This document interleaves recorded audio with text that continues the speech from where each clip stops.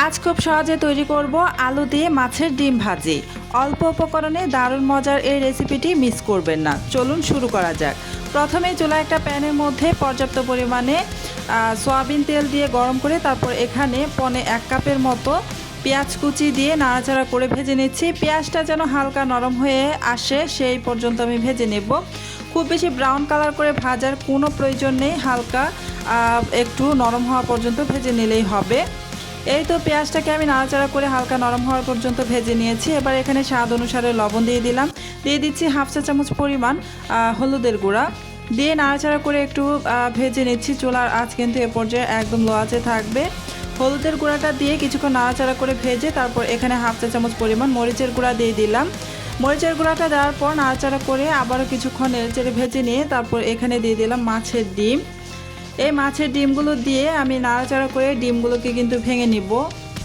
একটু সময় নিয়ে একটি ছোট্ট অনুরোধ করছি, যদি আমার সহজ ও ঘরোয়া রেসিপিগুলো আপনার ভালো লাগে তাহলে এখনই চ্যানেলটি সাবস্ক্রাইব করে পাশে থাকা বেল আইকনটি অন করে রাখুন। এতে আমি নতুন রেসিপি আপলোড করলেই সবার আগে দেখতে পারবেন।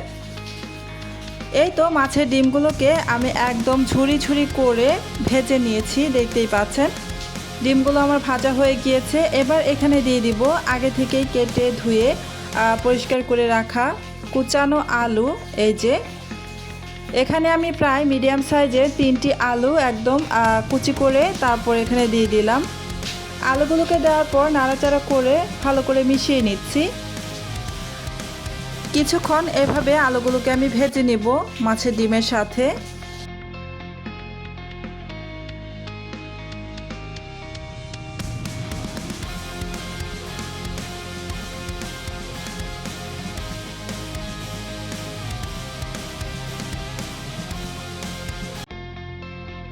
আলুগুলোকে আমি বেশ কিছুক্ষণ সময় ধরে ভেজে নিয়েছি। আলুগুলো যখন 90%-এর মতো ভাজা হয়ে গিয়েছে তখন এখানে বেশ কিছু কাঁচামরিচের ফালি দিয়ে আবার নাড়াচাড়া করে আমি আরও বেশ কিছুক্ষণ সময় ধরে ভেজে নিব।